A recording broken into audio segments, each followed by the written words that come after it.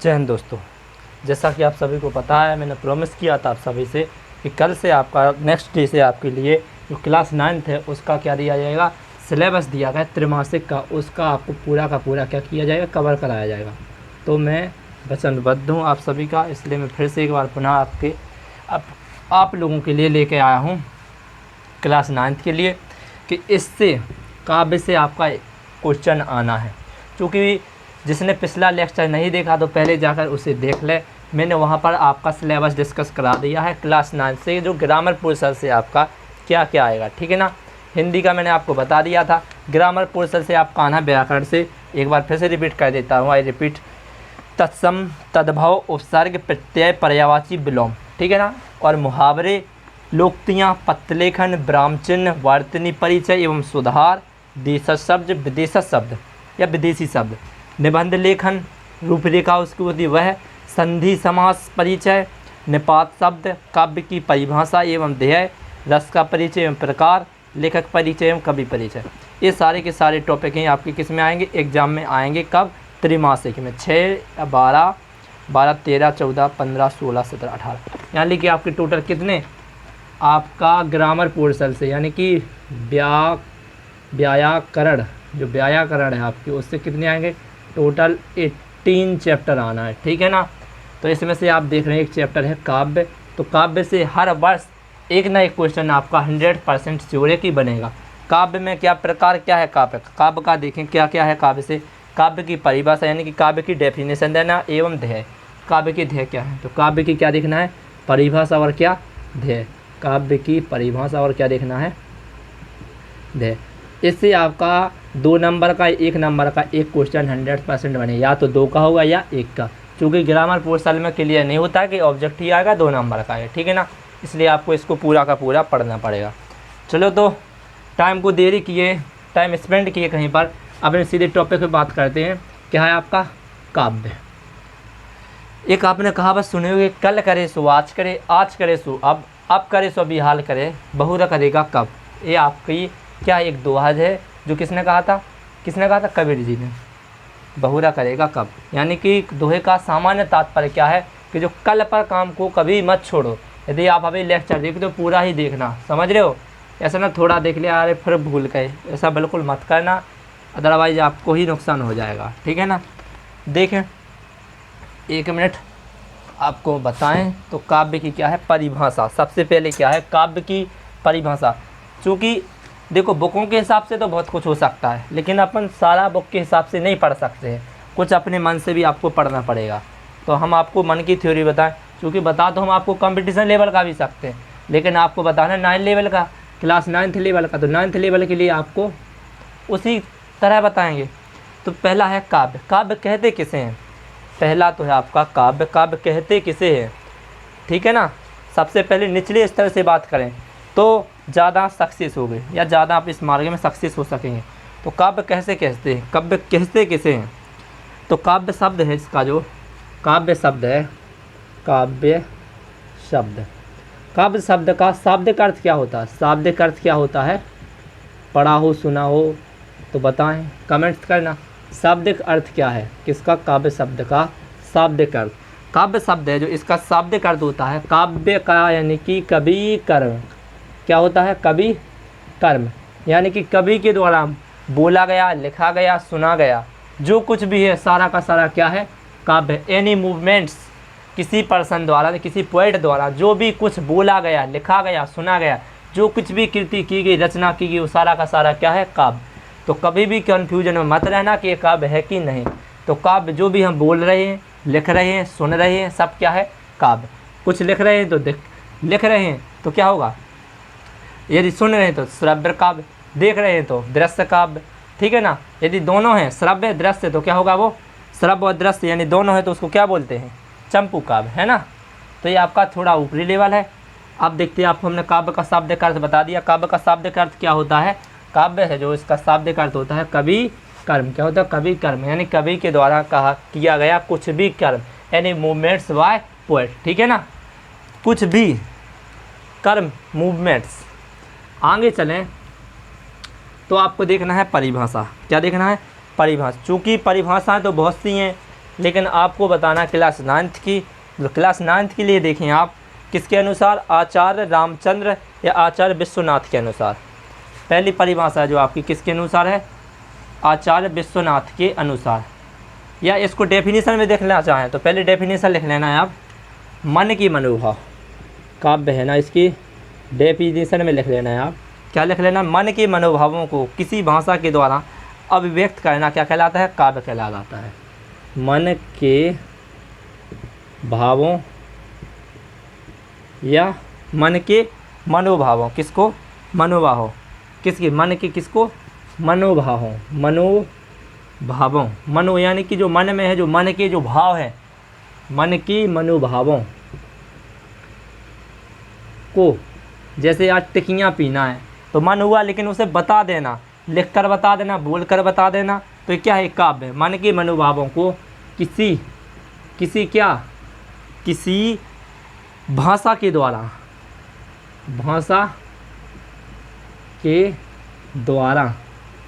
मन के मनोभावों को किसी भाषा के द्वारा अभिव्यक्त यानी बताना या प्रदर्शित करना, किसी को बताना, अभिव्यक्त करना, कहते हैं कि अपनी इच्छा बताइए, व्यक्त कीजिए, तो अभिव्यक्त वही होता है, अभिव्यक्त करना क्या कहलाता है, काव्य करना क्या कहलाता है, काव्य कहलाता है। क्या कहलाता है, काव्य कहलाता है। क्लियर रहेगी। डेफिनेशन क्या है, मन के मनोभावों, जो मन के अंदर जो भाव हैं उनको किसके द्वारा, किसी भाषा के, किसी भाषा के द्वारा, ना कि हाँ ऐसे नहीं होता। भाषा क्या होती है, भाषा एक परफेक्ट होती है, इंग्लिश, हिंदी, उर्दू और आपका जो आपके हिंदी हो गया, आपका इंग्लिश हो गया, उर्दू हो गई, आपकी फ्रांसीसी हो गई, जर्मनी हो गई, तुर्की हो गई, और आपने पढ़ा होगा प्रेमचंद द्वारा कड़वी जी जो जीवन परिचय, कवि परिचय में रहते, शुद्ध खड़ी बोली है, उर्दू फारसी के शब्द हैं, जो एक भाषा होती है ना, तो उस भाषा के द्वारा, किसी भी भाषा के द्वारा मन के जो मनोभाव है, जैसे मेरा आज भाव है, या मैं सोच रहा हूँ कि आज टिकियाँ पी जाएँ, ठीक है ना, तो ये क्या एक भाव है। यदि हम किसी लैंग्वेज में बोलें, तो आप हिंदी में बोल रहे हैं, तो ये क्या है, मनोभाव। यदि किसी भाषा के द्वारा व्यक्त करें तो क्या है, काव्य है। किसी भाषा के द्वारा, परफेक्ट क्या है, किसी भाषा के द्वारा व्यक्त करना क्या कहलाता है, काव्य। किसके अनुसार है, मेरे अनुसार, ठीक है ना, किसके अनुसार है, मेरे अनुसार। अब देखें आप किसके अनुसार,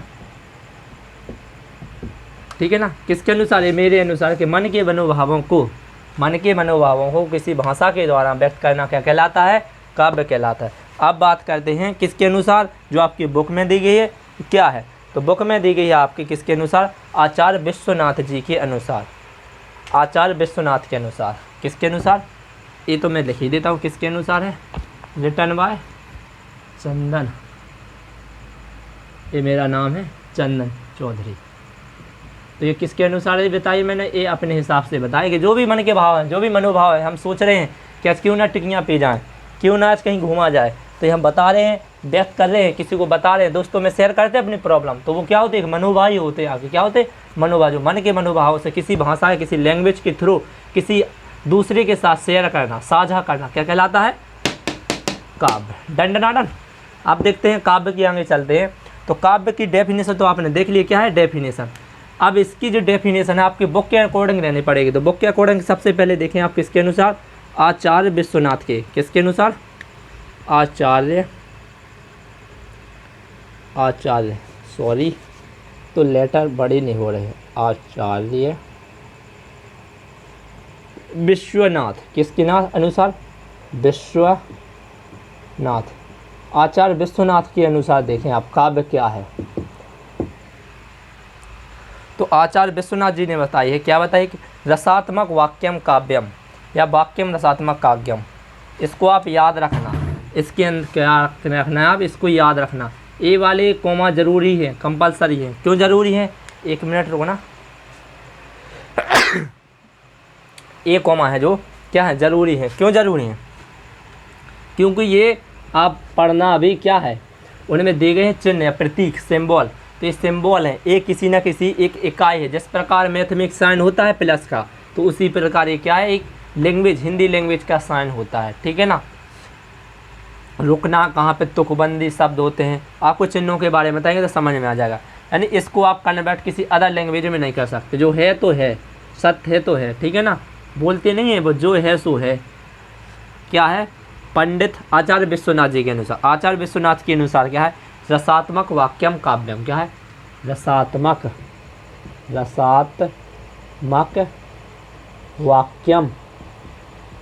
वाक्यम काव्यम। किसने बोली है, यानी कि ये किसने बोली है, आचार्य विश्वनाथ जी ने कहा है कि रस युक्त वाक्य, जो रस है, जिस वाक्य में क्या है, रस है, तो वह क्या है, काव्य है। रस आपने पढ़े होंगे, रसों के बारे में बताए थे, विवाह अनुवाद संचारी भाव हो, उन्हीं से मिलकर बनता है क्या कहलाता है, रस कहलाता है। जिसमें विवाह अनुवाद तथा संचारी भाव स्थायी भाव से जब संयोग करता है तो क्या बनता है, रस। तो क्या रस में क्या होता है आपका, वीर भविष्यता घृणा वगैरह जो भी होते हैं, ओनली 10 रस होते हैं, तो उन्हीं में से आ जाएगा ना। तो रस युक्त वाक्य ही क्या है अपना काव्य। किसने बताइए, आचार्य विश्वनाथ। रसात्मक वाक्यम काव्यम, ठीक है ना, रसात्मक वाक्यम काव्यम, ये भी बोल सकते हैं वाक्यम रसात्मक काव्यम, इसको ऐसे भी बोल सकते हैं वाक्यम रसात्मक काव्यम। आप बोलो कि अब बोले थे यहाँ से यहाँ नहीं कर सकते, क्योंकि इसके अंदर तो कन्वर्ट कर सकते, एक प्लेस से दूसरे प्लेस पर क्या कर सकते, चेंजेस कर सकते हैं, लेकिन इसके बाहर नहीं कर सकते, ठीक है ना, ठीक है ना। तो इसको ज़रूर लगाएं, कंपलसरी है। किसके द्वारा है ये, आचार्य विश्वनाथ जी के अनुसार। एक और है आपकी डेफिनेशन, वो है किसके बाद, रिटन बाय पंडित राज जगन्नाथ। किसके नाथ, पंडित। एक डेफिनेशन और है आपकी, ओनली 2 डेफिनेशन है आपके अनुसार इस बुक में, तो हम दोनों बता दे रहे हैं आपको। एक क्या है आपके, पंडित जगन्नाथ, किसके अनुसार, जगन्नाथ, पंडित राज जगन्नाथ, ठीक है ना। आपके में ओनली जगन्नाथ होगा, लेकिन इसमें क्या है, पंडित राज जगन्नाथ। उनका पूरा नाम है पंडित राज जगन्नाथ। इनके अनुसार क्या है, काव्य क्या है। मैंने तो बताया कवि कर्म सृजना, यानी कि जो कवि के द्वारा कर्म है या कवि के द्वारा जो कृति बनाई गई है, सृजन किया गया, वो क्या है, कवि कर्म भी बोल सकते हैं। इसे क्या कहते हैं, या सृजना या निर्माण, जो कवि के द्वारा किया गया, किया गया, सृजना यानी कि बनाया गया है, वो क्या है, सारा का सारा क्या है, मटेरियल है, जो भी है वो क्या है, काव्य है। अब पंडित राज जगन्नाथ के अनुसार देखें तो काव्य क्या है, तो रमणीय अर्थ प्रतिपादका शब्द ही काव्य है। शब्द क्या है, कौन सा शब्द काव्य है, रमणीयार्थ प्रतिपादका शब्द काव्यम। पहले देखें आप हिंदी में, तो हिंदी में क्या होगा, यहाँ पे आपको लिख दें, छाई पड़ती होगी थोड़ी, रमणीय अर्थ प्रतिपादक,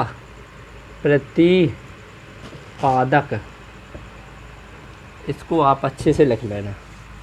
तो इसकी परिभाषा इतना आप सभी ने नोट कर लिया होगा, तो इसको इरेज कर दें क्या, थोड़ा इसको इरेज करना पड़ेगा, एक तो चूँकि लिख नहीं पा रहे हैं। क्या है यहाँ पे, रमणीय अर्थ प्रतिपादक,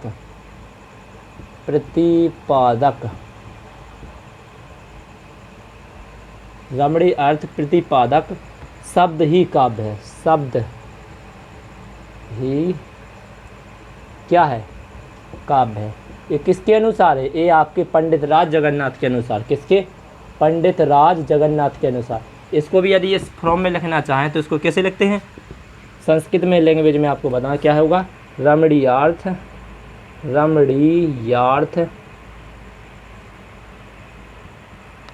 प्रतिपादक शब्दः काव्यम। इसमें आप एक भी चेंजेस नहीं कर सकते, ठीक है ना, सोचो कि कर लो, नहीं कर सकते। यदि आप इसको देखें लैंग्वेज में, तो आपको मैंने 2 डेफिनेशन बताई, ओनली 3 डेफिनेशन बताइए। क्या है डेफिनेशन, क्या है डेफिनेशन, कितनी है, मैंने आपको 3 डेफिनेशन बताए। पहली क्या बताई है, पहले बताइए आपको, सबसे पहले आपको थोड़ा रिवाइज कर लें, तो सबसे पहले आपको बताया काव्य। काव्य क्या होता है, काव्य क्या होता है, काव्य शब्द का शाब्दिक अर्थ क्या है, काव्य शब्द का शाब्दिक अर्थ है कवि कर्म, यानी कि जो हम बोल रहे हैं, लिख रहे हैं, सुन रहे हैं, कुछ भी यदि हम दूसरे को व्यक्त करें, दूसरे के साथ प्रॉब्लम शेयर करें, समझ रहे हो, यानी 2 दोस्त होते हैं, एक से दूसरी प्रॉब्लम शेयर कर रहा, बता रहा, लिख रहा, बोल रहा है, तो सब कुछ क्या है, काव्य, यानी कवि कर्म या सृजना, किसी भी कृति को सृजना करना क्या कहलाता है, काव्य। काव्य के बाद हमने बताया, काव्य शब्द के बाद आपको बताया काव्य की परिभाषा। शब्द से सबसे पहले बताया था हमने क्या आपको, काव्य, काव्य शब्द का अर्थ, ठीक है ना। उसके बाद बताया हमने काव्य की परिभाषा। तो काव्य की परिभाषा बताई मैंने पहले अपने अनुसार बताई, काव्य किसे कहते हैं। तो काव्य की परिभाषा सबसे पहले बताई जो काव्य मन के मनोभावों, किसको, मन के मनोभावों, किसे, मन के मनोभावों को, मन के मनोभावों को क्या कहा है, काव्य। यानी किसी भाषा के मन के मनोभावों को किसी भाषा के द्वारा, मन के मनोभाव तो हैं लेकिन उसे कैसे, किसी ना किसी लैंग्वेज के थ्रू शेयर करना, किसी के साथ साझा करना। तो मन के मनोभावों को किसी की भाषा के द्वारा अभिव्यक्त करना क्या कहलाता है, काव्य। अभिव्यक्त करना क्या कहलाता है, काव्य। इसके बाद मैंने आपको बताया आचार्य विश्वनाथ के अनुसार, ये आपकी इंपॉर्टेंट है, इन्हें याद रखना एक, ठीक है ना। क्लास 9, 10, 11, 12 क्या पूछा जाएगा, आचार्य विश्वनाथ जी के अनुसार काव्य की परिभाषा है। तो आचार्य विश्वनाथ जी के अनुसार काव्य की परिभाषा क्या है, आचार्य विश्वनाथ जी के अनुसार काव्य की परिभाषा रसात्मक वाक्यम काव्यम। इसे आप चेंजेस करके क्या बोल सकते हैं, वाक्यम रसात्मक काव्यम, ठीक है ना। रसात्मक वाक्यम काव्यम या वाक्यम रसात्मक काव्यम, सेम टू सेम एक ही है, क्योंकि इन चिन्हों का विशेष ध्यान रखें। इसके अंदर तो चेंजेस कर सकते हैं, ना कि बाहर, ठीक है ना। अगला है आपका पंडित जगन्नाथ जी के अनुसार। तो पंडित, इनका पूरा नाम क्या है, पंडित राज जगन्नाथ, क्या है, पंडित राज जगन्नाथ। पंडित राज जगन्नाथ जी के अनुसार काव्य की परिभाषा देखें तो क्या है, रमणीयार्थ प्रतिपादकः शब्दः काव्यम, रमणीयार्थ प्रतिपादकः शब्दः काव्यम। इसको यदि हिंदी के थ्रू समझे तो रमणी अर्थ प्रतिपादक शब्द ही क्या है, काव्य है। यानी कुछ ना कुछ रमणी, कुछ भी प्रकार का अर्थ बताए, क्या बताए, अर्थ बताए, तो क्या है, काव्य। रमणीयार्थ प्रतिपादकः शब्दः काव्यम। दंडनादन। हमने अब आपको क्या क्या आना क्या है आपके एग्जाम में क्लास 9 के लिए आना, सबसे पहले आपका आना है परिभाषा। तो मैंने आपको परिभाषा बता दी। परिभाषा के बाद आना है ध्येय, ध्येय या प्रकार, ध्येय या प्रकार। तो अब बता दें आपको प्रकार। इतना विशेष याद रखना, ये चैनल आपकी पढ़ाई के लिए बहुत ही इम्पोर्टेंट है, इसे मिस मत कर देना। यदि मिस कर रहे हो, चूँकि अभी तो मैं बहुत डिटेल से बता रहा हूँ, क्योंकि समझते हैं गांव का लेवल क्या है, इसीलिए, और कुछ नहीं। यदि आप गांव से बिलोंग करें तो चैनल को सब्सक्राइब जरूर कर लेना, कमेंट्स करना, आपके हर एक कमेंट्स का रिप्लाई दिया जाएगा बेहिचक।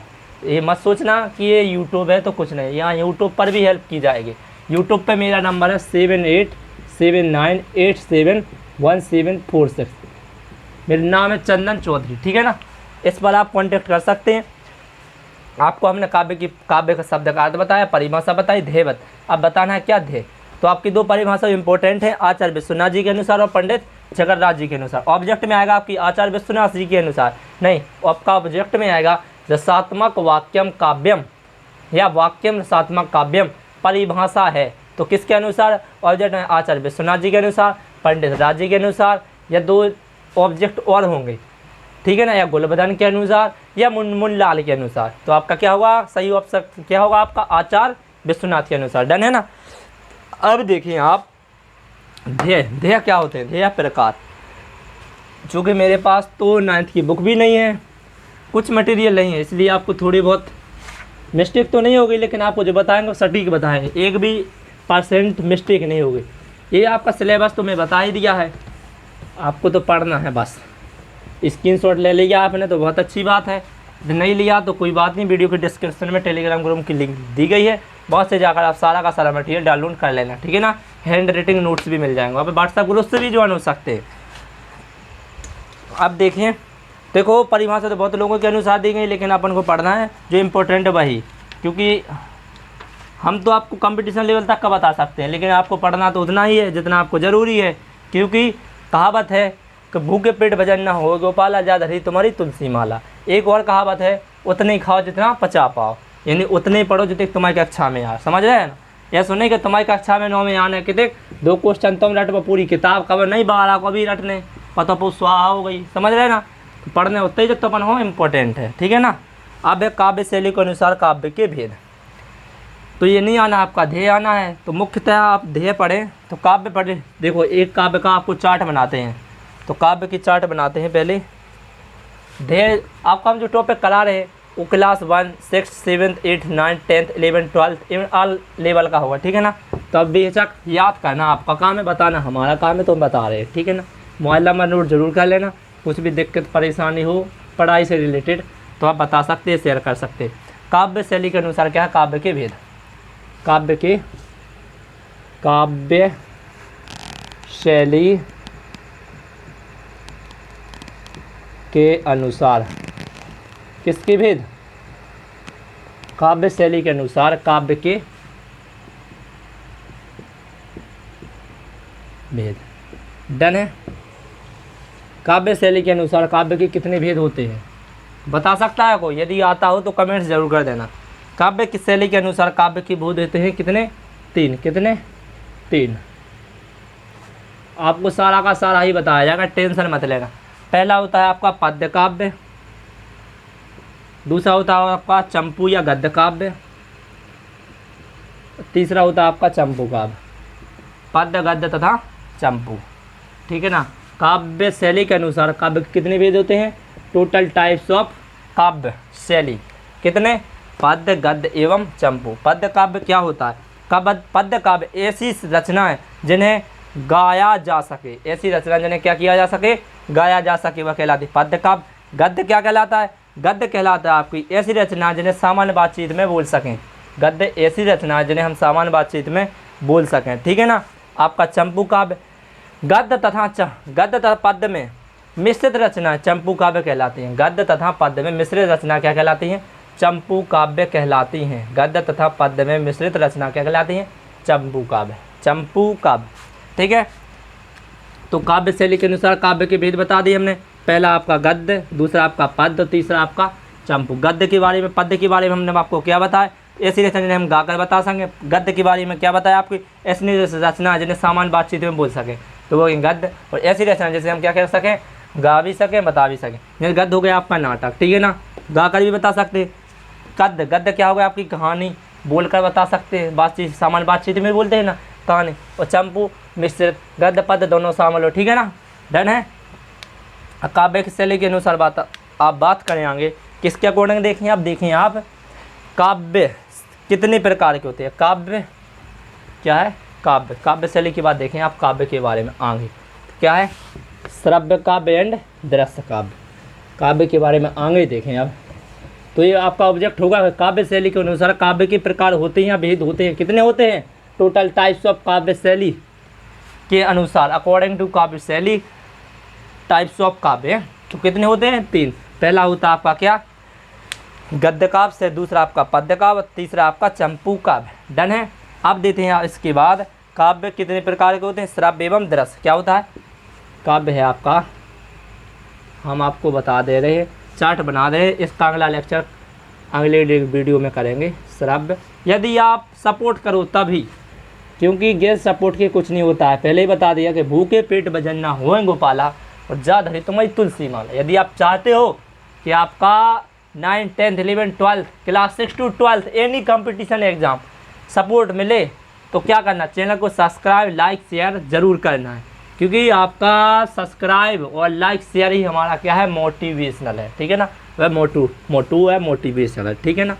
देखें काव्य के कितने भेद होते हैं? तो काव्य के भेद होते हैं 2। कौन सा? पहला होता है आपका श्रव्य, दूसरा होता है आपका दृश्य। श्रव्य काव्य क्या होता है? जैसे हम सुनकर क्या करें? सुनकर महसूस कर सके, बता सकें। श्रव्य काव्य। दृश्य काव्य जैसे हम देखकर आनंद का अनुभूति ले सकें, दृश्य काव्य। श्रव्य काव्य के कितने प्रकार होते हैं? श्रव्य काव्य के होते 2। श्रव्य काव्य के कितने होते? 2। कौन सा? प्रबंध काव्य और दूसरा होता है आपका मुक्तक। प्रबंध और मुक्तक, आपका एग्जाम में वो क्वेश्चन होगा कि प्रबंध तथा मुक्तक काव्य किसके 2 प्रकार हैं? तो किसके हैं? श्रव्य काव्य के। श्रव्य काव्य के कितने प्रकार हैं? 2। प्रबंध तथा मुक्तक। और काव्य के कितने प्रकार हैं? 2। श्रव्य काव्य, दृश्य काव्य। और श्रव्य काव्य के कितने प्रकार हैं? 2। लेकिन दृश्य काव्य इसका एक भी प्रकार नहीं है। डन। अब बात आती है प्रबंध काव्य में। तो प्रबंध काव्य में आपका आएगा क्या? सबसे पहले आएगा आपका प्रबंध काव्य में महाकाव्य। क्या होगा? महाकाव्य, जिसके बारे में आपको हमें बताना है। दूसरा होगा आपका क्या? खंड काव्य। क्या होगा? खंड काव्य। तीसरा होगा आपका क्या? आख्यानक। क्या है? आख्यानक। क्या है? आख्यानक। चौथा है आपका क्या? चौथा आपका गीतियाँ। किसमें? प्रबंध काव्य में। प्रबंध काव्य में क्या है? पहला महाकाव्य, दूसरा खंड काव्य, तीसरा आख्यानक तथा चौथा गीतियाँ। और मुक्तक काव्य के अकॉर्डिंग क्या है? पहला पाठ्य मुक्तक और गेय मुक्तक। पहला क्या है? पाठ्य मुक्तक एवं सेकंड है आपका गेय मुक्तक, क्या है गेय मुक्तक, पाठ्य मुक्तक एवं गेय मुक्तक, ठीक है ना। सबसे पहले काव्य के भेद। काव्य दो प्रकार के होते हैं, श्रव्य काव्य, दृश्य काव्य। श्रव्य काव्य के आगे चलें तो श्रव्य काव्य के दो भेद होते हैं, प्रबंध काव्य, मुक्तक काव्य। प्रबंध काव्य के चार भेद होते हैं, महाकाव्य, खंड काव्य, आख्यान, गीत एवं गीतियाँ। और मुक्तक काव्य के दो भेद होते हैं, पाठ्य मुक्तक, गेय मुक्तक, ठीक है ना। दृश्य काव्य के कोई भी भेद नहीं होता है। तो आज की आपकी कथा यही पूरी होती है। यदि आपको अच्छा लगे तो प्लीज़ चैनल को लाइक, शेयर एवं सब्सक्राइब जरूर कर देना, क्योंकि आपका मदद ही हमारी सपोर्ट है, ठीक है ना। ज़रूर से ज़्यादा शेयर करना अपने दोस्तों यारों में। और जो आपका त्रैमासिक है उसका सारा सिलेबस कवर कराया जाएगा। एमपी बोर्ड की सारी लेटेस्ट अपडेट दी जाएंगे शॉर्ट्स के माध्यम से, वीडियो लेक्चर के माध्यम से। आपको जो भी प्रॉब्लम है उसको शेयर करना, उस पर ही वीडियो बनाया जाएगा, ठीक है ना। चूँकि विलेज लेवल की समस्या मुझे सब पता है, इसलिए अकॉर्डिंग टू मैं किसके लेवल से बता रहा हूँ, मैं आपको सब कुछ ही बता रहा हूँ विलेज लेवल के अनुसार। किसके? विलेज। यदि आप नोट्स बनाना चाहते तो बना लेना। यदि आपको लिखने में प्रॉब्लम हो, बोलकर मैं बोलता हूँ तो वह भी लिख सकते हो। यदि बोर्ड्स पे बता रहा हूँ तो यदि स्क्रीनशॉट भी ले सकते हो। यदि काव्य है, दृश्य, श्रव्य, दृश्य के श्रव्य प्रबंध, मुक्तक, दृश्य का कोई भी भेद नहीं। मोबाइल नंबर मैंने बता ही दिया आपको, प्रॉब्लम 7879871746, ठीक है ना। जय हिंद, जय भारत। फिर मिलेंगे नए लेक्चर में। Tata tata, bye bye, thanks for watching.